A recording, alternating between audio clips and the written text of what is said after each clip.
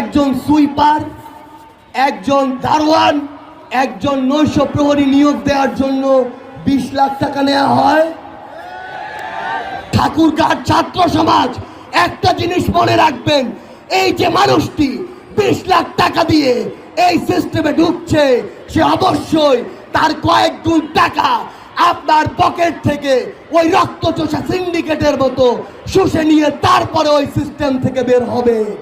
তাহলে দীর্ঘমেয়াদে যে ক্ষতিটি হচ্ছে, এই ক্ষতির ফল সেটি কাকে ভোগ করতে হবে? আমার সামনে আপনারা যারা বসে রয়েছেন, আপনাদেরকে কিংবা এই মঞ্চ থেকে শুরু করে এই পুরো ঠাকুরগাঁও যারা রয়েছে সকলকে এই ফলগুলো ভোগ করতে হবে। আমি আপনাদেরকে একটা জিনিস শুধু বলে যেতে চাই, সেটি হচ্ছে আমাদের যে রাষ্ট্র সংস্কারে আমরা কথা বলছি, এই সংস্কারটা নিজের ঘর থেকে ঠিক করতে হবে।